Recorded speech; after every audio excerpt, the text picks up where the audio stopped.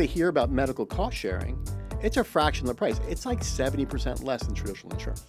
So a family of 3, and I did a couple of numbers for people in New York who's healthy, right?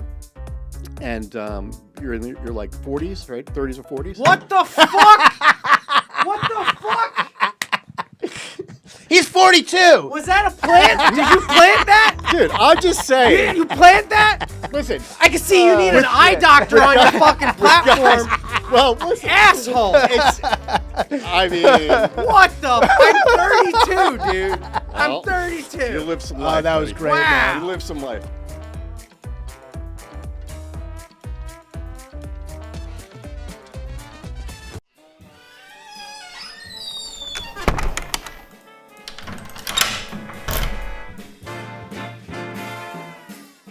Welcome to the Closed Door Behind You podcast with special guest Karim Wahib from Fixed Care. I, as usual, am Doc Jud, and we also have ChrisTos.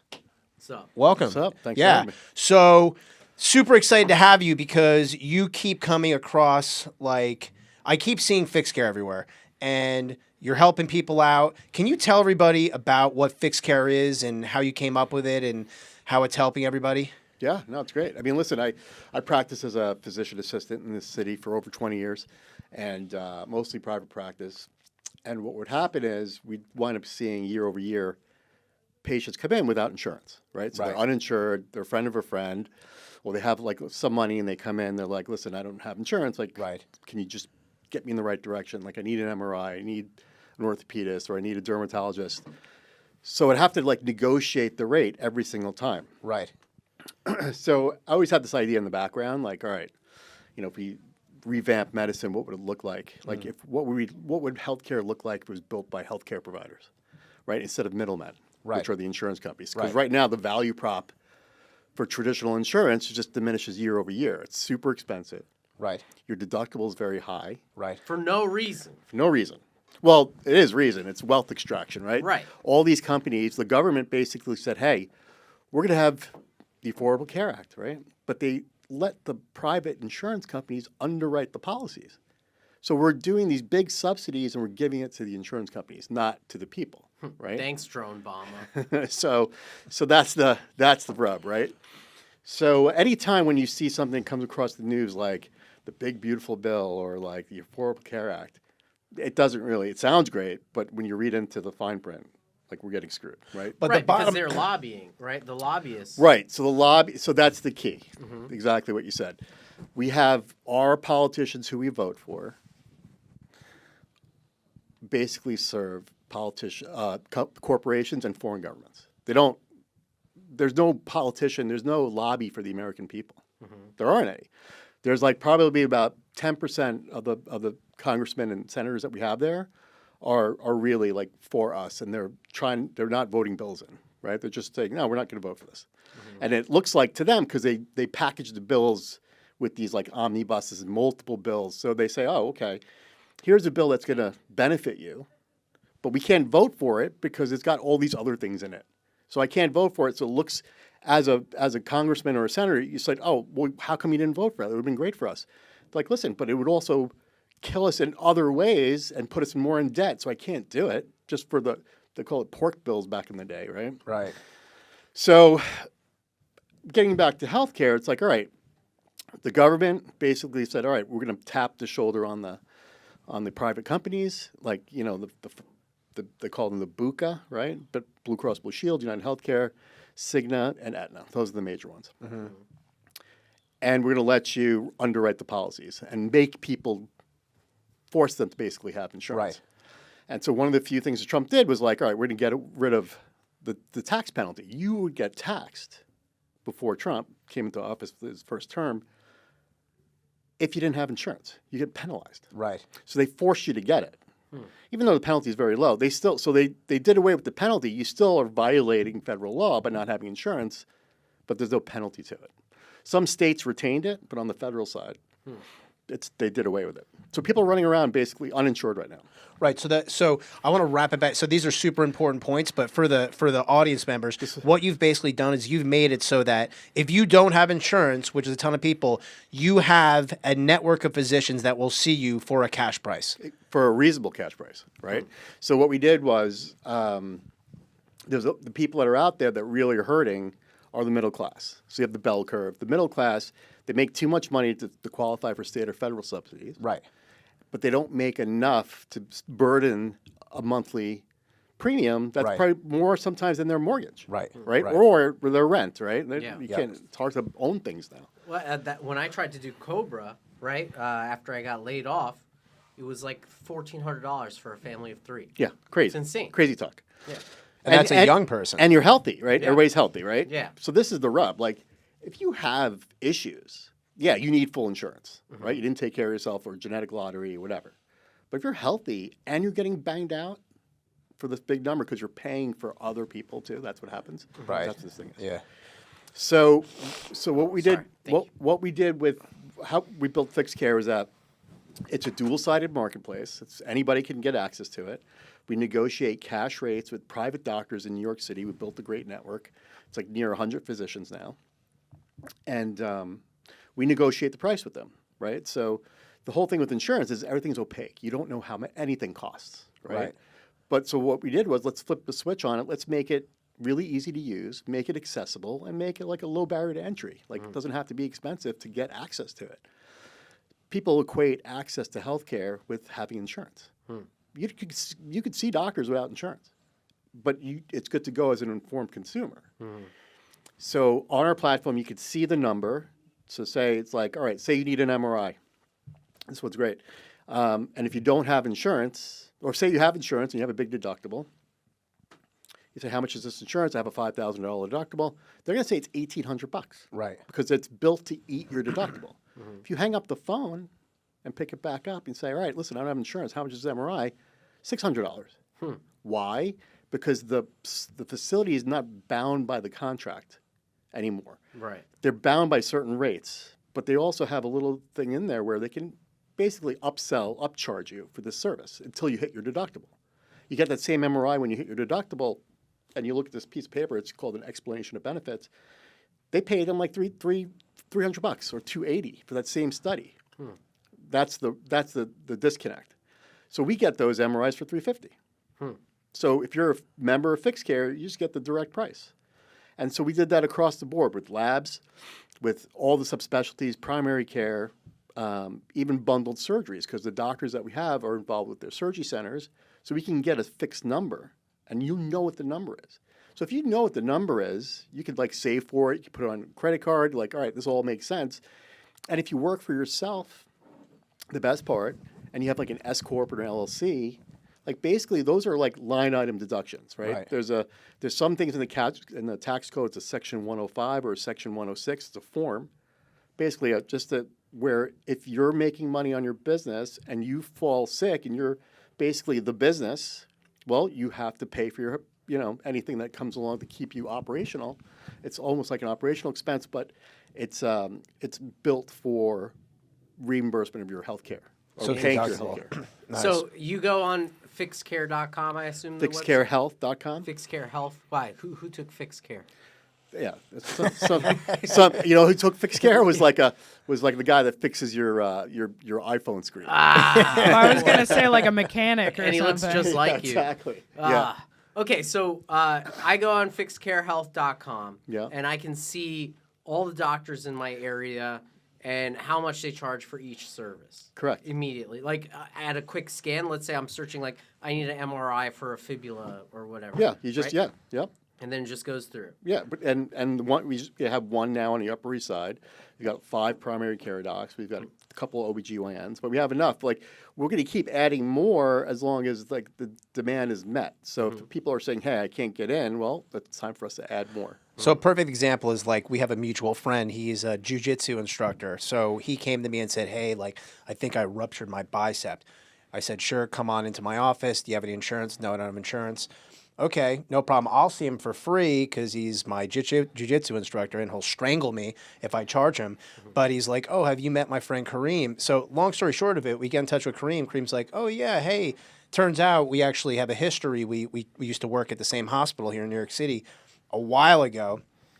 And Karim had, a network of doctors that were willing to do his bicep surgery for a reasonable price out of pocket, for cash out of pocket. And so now he got his bicep repaired and and I'm like, wow, that's amazing. And then actually when you left your job at that corporation, I gave you the information as well because you were like, I don't know, man, I'm going to lose my healthcare. And I'm like, take a look at this because we'll be able to get you cash prices. I guess so. What's the caveat? Because in my head, I guess do you also have to carry cash catastrophic if something bad happens? Or? Yeah. We kind of tackled that as well. So we also partnered with something called a medical cost share program. Medical cost share programs predate insurance. So they go back to the early 1900s, mostly Middle America. So like Texas swath all the way up, not the coast, but mostly Middle America. They're more common than health insurance. So basically, in the early 1900s, you could kind of picture this now.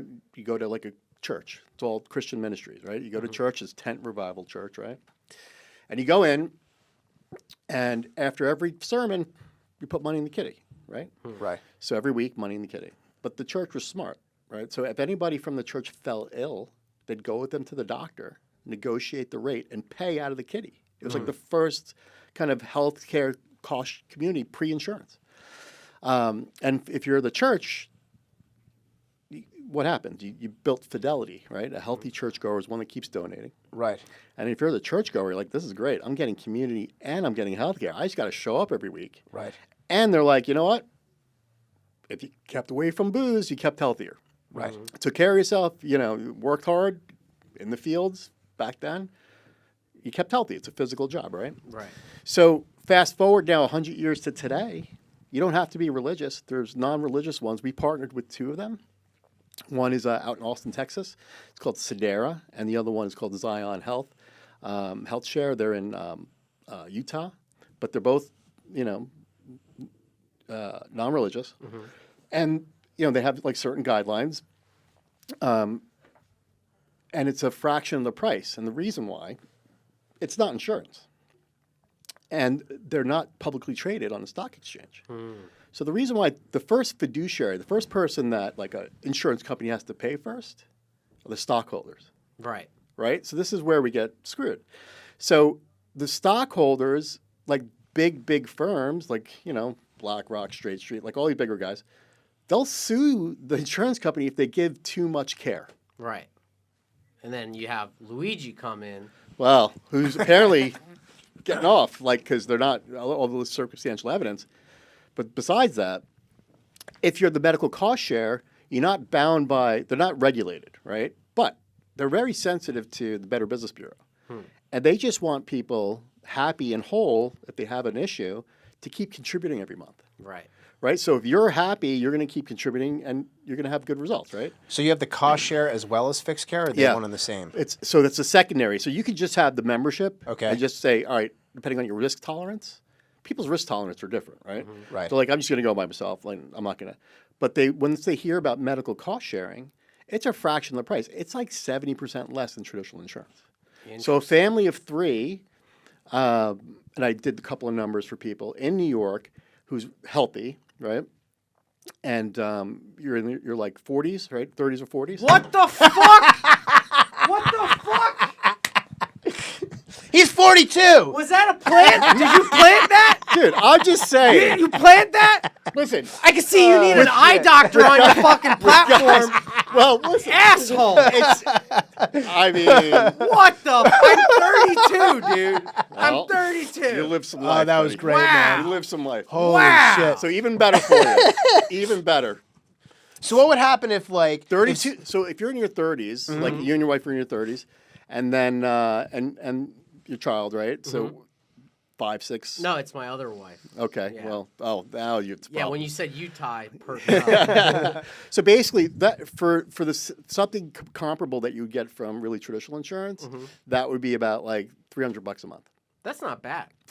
And you need insurance for catastrophic things. Right. So what would rest of happen the if you, stuff you let's say that his wife gets appendicitis, goes to the emergency department, they ring up a huge bill. How does that work then? So there's two needs. There's an elective need and an emergent need. Emergent need would be that you have an appendicitis, you have belly pain.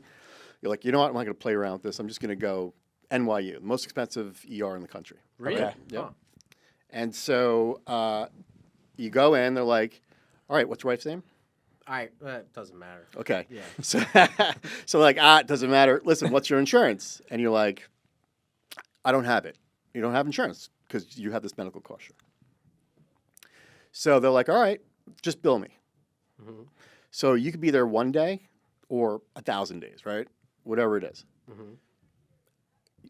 You go through the whole thing, you get a CAT scan, they watch you, you're in the ICU because now it's septic, you finally have surgery, and they watch you the whole time. You're there for a while. But congratulations, you survive. Yeah. You go home. 4 weeks later, here the bills start coming in. All right, you're like, this is great. I don't have insurance, but I pay into this medical cost share. You upload it on the portal, take pictures of it, and you send it through. The bill. The bills, as they come in, because it'll be a bunch. It's not going to be one bill. It'll be a bunch of bills. Sometimes they'll give you one bill, and they're like, this doesn't make any sense. Itemize it for me. Okay. Right? And then So you upload it onto the portal, and then what happens? And then guys they don't pay it, do negotiate. you? They negotiate on your behalf. Right. And they bring the numbers down to something reasonable. Got it. And they use guidelines for like Medicare rates, but they use reasonable guidelines that they've accepted in the past from other insurance companies. And they'll say, you know what? This bill isn't $400,000. It's $60,000. We're going to send you the money, and you pay your bill off. That's how it works. And all because you paid $300 a month. Because you're paying into this. Because it's not just you. It's you and like 100,000 other people doing it. So it's a well of money that's being used for care within the medical cost share. Wow. People that contribute. It's not some third party stock being transacted. So that's the value. Right. It's like, this is the pool. This is what we pull from when we need it. Everyone contributes. It's like the church thing. It's like a village in Greece. So what's keeping this from coming to full fruition in the marketplace? Like, let's go on the tangent of conspiracy. What's keeping something that makes so much sense like this from happening? Listen, it's a few things. It's not tax deductible. So even though you're paying, like, insurance is tax deductible, a portion of it you could deduct on your taxes. This isn't, but it's so low, it's worth it, right? So and the verbiage of it, right? So it's not insurance. We're conditioned. So we're conditioned to say, even when you got your first job out of school, you go to your parents like, hey, I got a job, and their answer is, well, does it have benefits? Right. Yeah. Right. So we're conditioned to say that. So in our 20s and 30s, like most of the time, it's very rare you'll even hit your deductible or even use that insurance. Right. You have it for solace, but you'll hardly ever use it. So, and then you have the insurance lobby, which basically gets into the pockets of all the politicians, and it gets to where we're at now. So why have you not been murdered yet? Well, yeah, I haven't gotten market share, right? Once you get market share, but guess what? It's not just me doing it. I'm not the only one. There's people in other parts of the country that are doing things that are similar, and there's a big populace now to medical cost shares around the country because they see the value in it. They just, basically insurance shot themselves in the foot, became too greedy. Yeah. And you see if you look up like even like United Healthcare stock, you could see from the passing of the Affordable Care Act how it went up exponentially. Right. What, the value of the stock? Yeah. It's bananas. crazy. And a lot of it, you'll see a lot of stocks that go up like that secondary to government intervention. So even when you see it from COVID happened, it bumped up again pretty crazy because of the enhancements, right? So they got extra subsidy enhancements, and they just kept increasing their price. But guess what? They weren't paying for anything during COVID because people weren't getting elective procedures. Right. People weren't using the hospital. Everybody was scared to go to They the were ER. scared. I had to get a procedure when I was in the hospital, and we were scared for like my life because of Penis reduction surgery. Yeah, dude. Well, my close second one. Yeah. Because they were like, we can't do everything at once. It's gotta be. It's the intervals. stress. Yeah. It's the stress. Yeah. Now I can't just lean on it anymore. But The tripod. So then, what's your origin story? So you said that you did your ortho, physician assistant, in New York City, and then how did this evolve into going from? So tell us about the Well, he clinic and obviously everything like got in a that. bad breakup with a girl who works for an insurance company. And he was like, Yeah, I'll screw that's you. it. Now I'm going to take you all down. Yeah. No, those were all great experiences. All of them, except the one I'm in now. Oh, But man. no, she's great. My Oh, wife good, will good. kill me when she hears it. But So you started a clinic right afterwards. so basically I graduated PA school in 2001, and it was like peak, just after 9/11. It was myself, a fireman, and a cop on the Upper East Side in a 3-bedroom on the Upper East Side, and it was great. Like it was like Peter Pan, we never grew up. Like those were great times. Right. But then you see the declinate, like everything's a little bit changed since 9/11, right? Yeah. So like everything would change marginally. And then I worked private practice on the Upper East Side. Most of my practice was with orthopedists. And then I left. I would work part-time with orthopedists, and I would work like 3 days a week in internal medicine clinics. And then to the point where we would rent space out of primary care offices and offer them an orthopedic service. So 1 day a week, I'd go to like 3 different offices, have a clinic, and see their orthopedic patients. So everybody were happy, right? The small practices liked it because they utilized the room, they were getting rent, and they had like a good experience with the orthopedic care. But COVID kind of kicks that door down because a lot of private practices. So 2 events happened: the Affordable Care Act happened, and then COVID. We lost 80% of private practices. So independent physician practice is low. Like when we were kids, Why did that happen, by the way?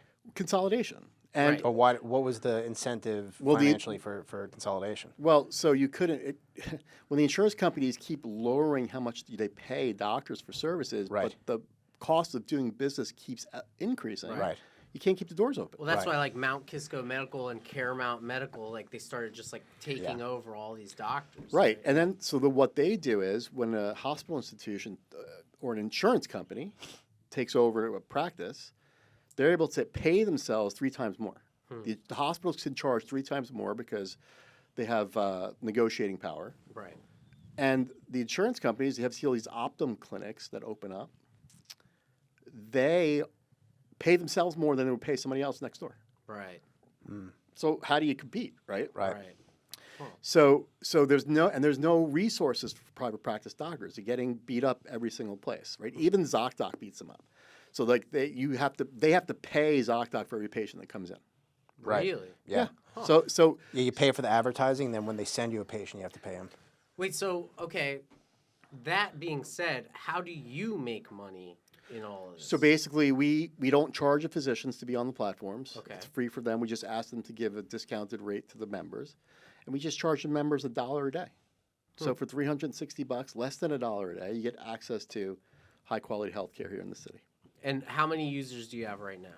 I mean, we just went live like 4 weeks ago. Oh, congratulations. Right. Yeah. So we have about 36. We have a couple, 36 plus minus. We give some free away that people need it, and we're still beta testing like the smoothness of it. But yeah. All right, I'll it's sign one of up. those things. Great. Yeah. We'll have Can it. I have it as supplemental? So, as America is built, right? I may know some people who are of a chosen group who have told me a good idea of paying myself through an S corp, allowing me to get affordable insurance. Can I get your thing supplemental to my affordable insurance? So if you have a high deductible plan, right, and that's the whole thing, and they're trying to get more. There's a lot of vocality about this. Mark Cuban's talking about it. Like everybody wants any dollar that's paid to go towards your deductible, Right. right? But the issue is if you're in or out of network. So this is the caveat. So just like the example of the MRI, right? So if you have insurance with a big deductible, you have to pay that number because you're using your insurance, Right. right? You'd have to go to them and say, you can use this, but you opt out of using your insurance. You'd have to say, all right, I'm going to opt out of using my insurance. You can do it. He's getting emotional because I know, there's something I know. about MRIs. Yeah, he loves MRIs. You got to take all. I was molested in an MRI once. Well, you got to take off all your piercings too. I forgot to. So you could opt out of your insurance. So basically, at the time of the visit, you could either say, I have insurance, but I'm opting out, and they would have a form for you to sign. That gives you the discounted rate. So because now it's because it's in the HIPAA High-Tech Act. The HIPAA is, the Health Information Portability AA Act. Basically, we were saying, like, you can opt out any you want, because if you don't want your information going to the insurance company, you could opt out for care. You just have to pay, like, at the time of the visit, the discounted rate. So, yes, you can use this as a supplement to kind of shop around instead of saying, all right, this is my insurance. And it's only allowing me in network or whatever. Yeah. And I want the freedom to go out of network. Yeah, you could go out of network and negotiate with anybody, right? But we already did the negotiating for you within our network. Yeah. Right. So That's really cool. So you'll get like vetted doctors that are there, and then for right now we have the patient coordinator, which is me now, right? So I'm the one answering all the emails and coordinating care. Until we get busier, then we hire people to do that. But for right now, it's like it's basically you're getting the insider price and the insider navigating someone that works in medicine. Speaking of parameters, we have to talk about our sponsor. So when you're in the Lower East Side or Manhattan in general, come by Izakaya. Really, dude? You don't remember? We've done this 100 times. Dude, they gave me way too much alcohol from Izakaya Juraku. When you drink as much alcohol from Izakaya Juraku, you can't even pronounce the name. Yeah. They've got incredible beers that are Japanese. They've got incredible sakes that are Japanese. And furthermore, their food's awesome. Come check out the wasabi fries. What do they call them? The disco fries or something like that? Wasabi shake. Wasabi fries. shake. Dude, it's so good. They take French fries, and then they take wasabi powder, and then you pop it in there and you shake it up. Dude, they're delicious. What's your favorite thing to eat when you're there? I don't know. I'm tired of this advertising. Oh, yeah, he's gluten-free, though. Whenever we're talking about food, he's like, it's always a shit show. No, they were pretty good with gluten-free. I don't know. He put his fingers all over the rim of the cup, and now I can't even drink out of it. I didn't actually drink it out of this thing. I was drinking out of it. Do they even sell coffee? They do sell coffee there. I think in their so. coffee cups? Well, not in the coffee cup, but maybe. I don't know. They have this hot girl in one of them. She's not bad. That's AI. No, she's real. She's actually a customer that goes there. Her name is Chi-Chi. Okay. Yeah, she could get it. Zoom in on Chi-Chi. Yeah. There's Chi-Chi. Anyway. So back to, you're doing judo. You're kind of like getting injured from time to time. You decide you're going to start doing jujitsu. You start doing jujitsu, and then what happens? Some guys around you are getting injured, and they're coming to, because you're an orthopedics practitioner, they ask you, hey, I don't have insurance. Like, what do I do? Yeah. So jiu-jitsu is one of those, you go into that room, and it's people from all walks of life, right? We had like Harley Flanagan there from he's going to kill me, but he like a punk rock band, right? Very popular punk rock band. Nat, can you look it up with Harley Flanagan, please? He was in. If it's a shit band, I'm going to be really upset. Okay. It's not a shit band. He was, Anyway, so and then you had guys there that were attorneys. You had guys there that were hedge fund guys, and you had guys there that were bartenders. You had guys there that were criminals, legit criminals. Like you had people of all walks of life. This guy? Is. Yeah. What's his name? Harley Flanagan. Harley Flanagan. So his point is that we've got. So then, what would happen? Like, oh damn, that guy's. He's jacked. You'd fight this guy? Yeah. Well, I mean, he was one of the coaches. He was very respectful. What band is it, Nat? He looks familiar. Yeah.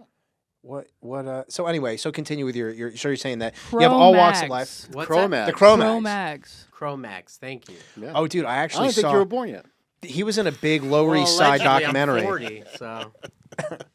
That's right. So there was a documentary about the Lower East Side and the punk rock scene, and he was in it. Yeah. Yeah. And he did a thing too with Bourdain. Got you. Yeah.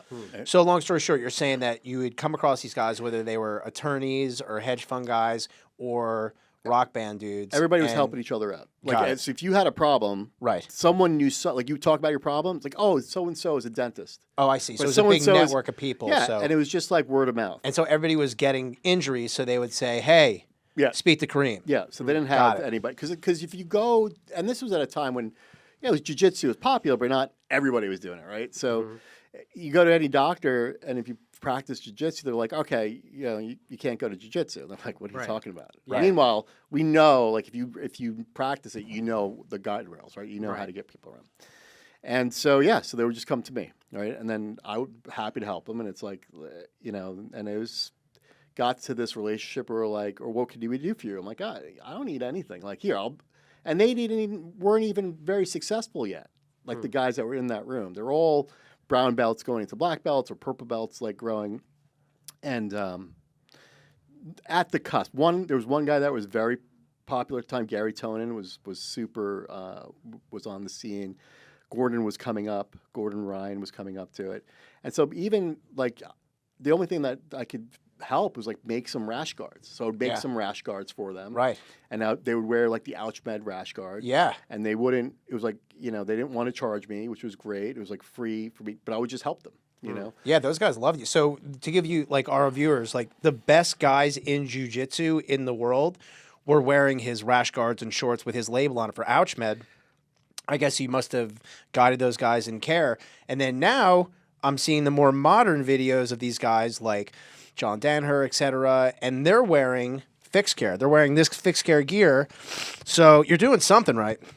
Yeah, I mean, and again, it's the same token. They're helping me out again. Can you slide up a little? You got a lot of shadow on the green What screen. do you mean, slide up this way? This Up way? towards the camera. No, Oh, I think she just forward. threw me back. Yeah, forward. forward. You got it, guys. All right, I'm going to do a little, he gave me a little gift bag here. Little swag bag. Swag. All right, I'm going to stick this down for a sec. Here, I could hold it for you. There Oh, you yeah. go. So the Describe to me what's in this bag. that is just a really well made rash guard Oh, sick. from this is from a company out in California called XGuard. This is rad. So the XGuard, Thank you. XGuard, you're very welcome. So XGuard uses Italian spandex, basically, right? It's really Gay spandex. well, it's like the same stuff that they would use for the cycling gear, stuff like that. And so you spend a little money on that, people wear it, right? If I dress like John Danaher, will I perform better? Unlikely. I hope so. I'm going Yeah. to say. Yeah. And then the bag itself is a wet bag. So that when your stuff's all sweaty, you put it in there and it doesn't killer. leak out. Thank you, man. Oh, I that's appreciate awesome. it. This is super cool. And I got the T-shirt for your 47-year-old host. Oh, thank you, man. I appreciate it. This is cool. Yeah, ChrisTos is actually the oldest one. Yeah. Let's go. And then so then it's like we went from not practicing medicine anymore to building something that everybody can use, and hopefully we kind of innovate the way that healthcare is being Cool. dispensed. Yeah, I want to be a part of it. Let's get my practice on because I do non-surgical orthopedics now, and I'd love to help out. And I have, I do the same thing. People will come to me and say, do you have this insurance? Are you in this network? And I'm like, no, but we'll figure something out. Well, and obviously I have cash prices. I haven't sorted out exactly what, what's what, or what I should be charging for this, that, and the other thing. I think sometimes maybe I'm charging the wrong prices. But then there's also things like, for example, PRP, right? PRP is where you take blood out of somebody's body and you put it in a centrifuge and you extract the portion of the blood that's responsible for healing and put it into that injured portion. That's not even covered by like 99% of insurances, and it should be. And so what's happening is people go and they'll go to certain places and they'll cash they'll charge the doctors will charge cash for them. So I think we could probably come up with something like in the future reasonably priced PRP, et cetera, et cether. So I love it, man. It's a great project. And PRP is great for these partial tendon tears or these like irritation in joints that other conventional ways, like they don't really know how to treat partial Right. tears. So it's a Right. great thing for partial tears. And if you're shooting steroids sometimes in those partial tears, it makes it more Weaker. predisposition, weaker sometimes. So it's kind of a catch-22. So what's your most immediate North Star goal for the platform? it's education, right, and adoption, right? So really just getting the word out. And because right now you either have insurance or you don't. Right. This fills in that gap where it's like the transition between the two.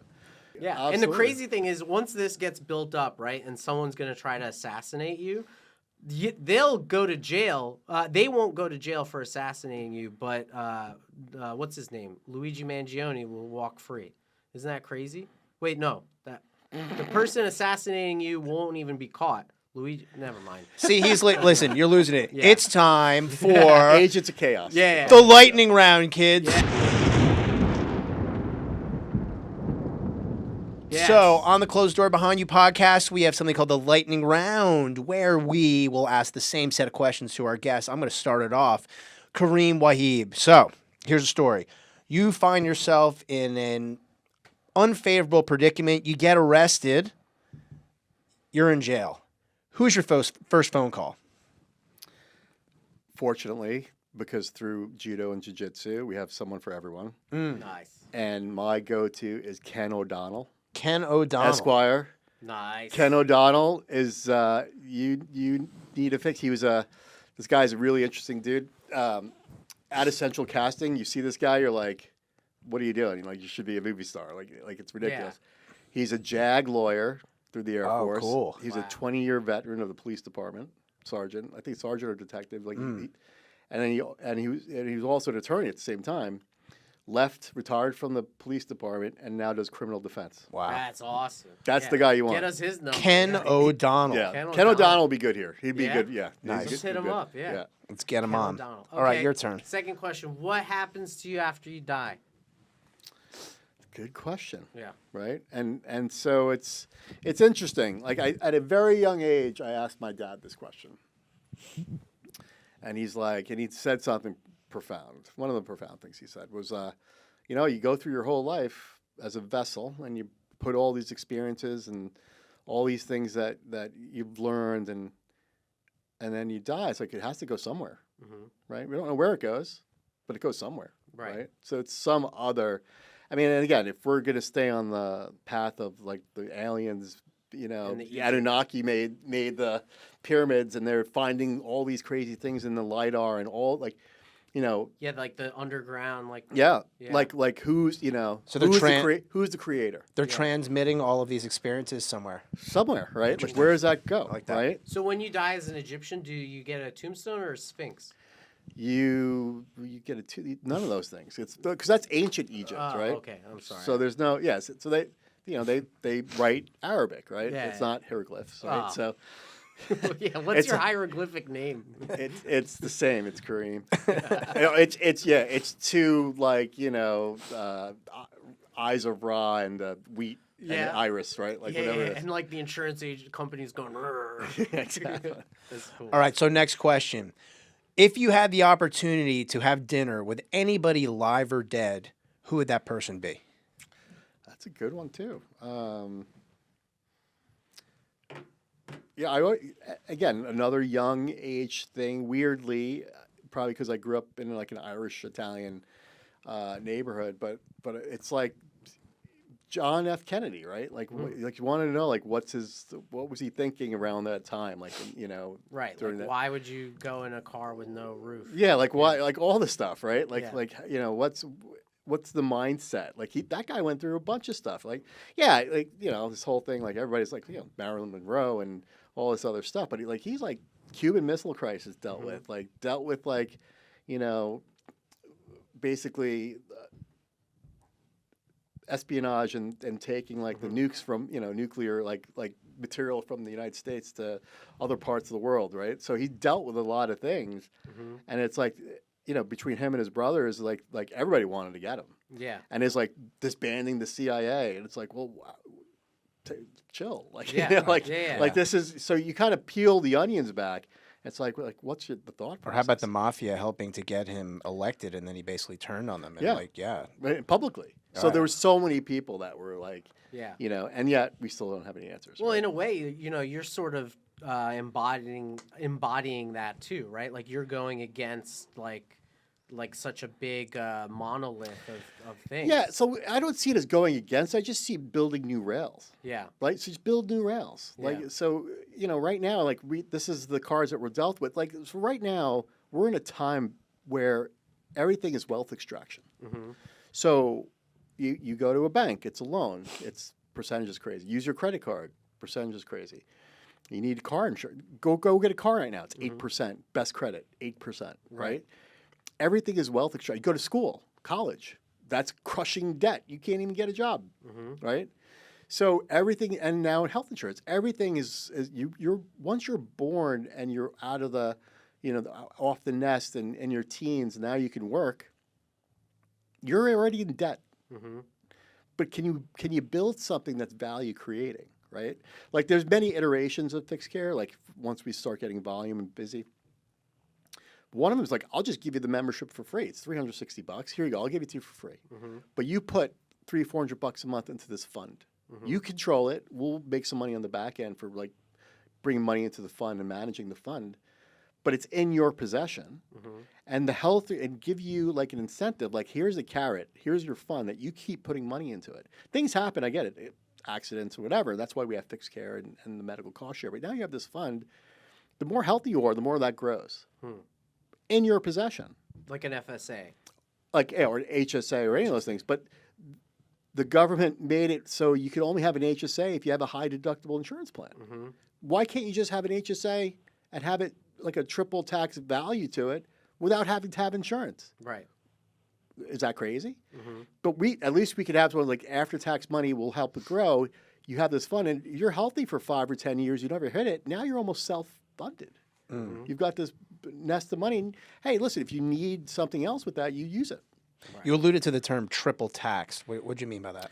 So the HSAs are basically you put in money into it Pre-tax. pre-tax. Uh-huh. You could take it out to use it Pre-tax. pre-tax. Okay. And then It grows pre-tax? it grows pre-tax. Got it. Okay. Yeah. So you put it into like index funds and stuff. It grows pre-tax. Gotcha. All right. Okay. So aside from the main subject matter that we were talking about, another lightning round question because we're almost done. What is one life hack that you have that you wish more people knew about? So it's, I mean, you probably hear it from other people and stuff, but it's, it's a few different ones, right? And people know it, and we ignore it, right? So one, it's every app on your phone. So all the social media apps, like, it's distracting, right? So you just delete them periodically. But the other part is, it's who you hang with. Like, if you want to like have bigger ideas or stuff, you have to have people like either on that level or above your level, because you'll rise. Like all boats rise to the rising tide, right? So if you're hanging out with people that like brings you down, or if you're in a relationship and it's like a Debbie Downer, you got to get out of that. Right. That's And good you have to be able to pull the Band-Aid off quickly. Right? Because there's a lot of other emotionals with that. So it's in relationships that they bring you down, you're out. If it's your peers that bring you down, if you're in a job that sucks, get out. Right? So just make that change. And it took a long time for me to figure that out, but once you figure it out, you're like, this is great. Because then you're basically a shogun running around like, you know what? I'm beholden to no one, but let me like meet other people, like let me hang with other people that have the same interest. Hell yeah. And you just got to find that. Cool. And that's one of the things with fixed care is like you don't need a dead end job just because they give you benefits now. Now you could like do what you want to do, find that dream vocation, do that thing that like the hustle that can make you money, spend time, but now you could have this easily accessible healthcare where you don't have to like be committed to a dead end job with benefits. 100%. Good stuff. Yeah, I needed to hear this months ago. Yeah. Okay, last question. Typically, this is ChrisTos' question, but what is something that you have a large fund of knowledge about that people would not suspect? Yeah, I mean, I'm one of those guys where it's like a little bit of everything, right? But and for that, it's like I just feel like I just have a little bit of everything. Like I would say, everybody would suspect medicine, everybody would suspect judo, everybody would suspect these other things. But 80 show tunes. No way, dude. No. 80 show tunes. No. What's your like favorite? Which one's your favorite?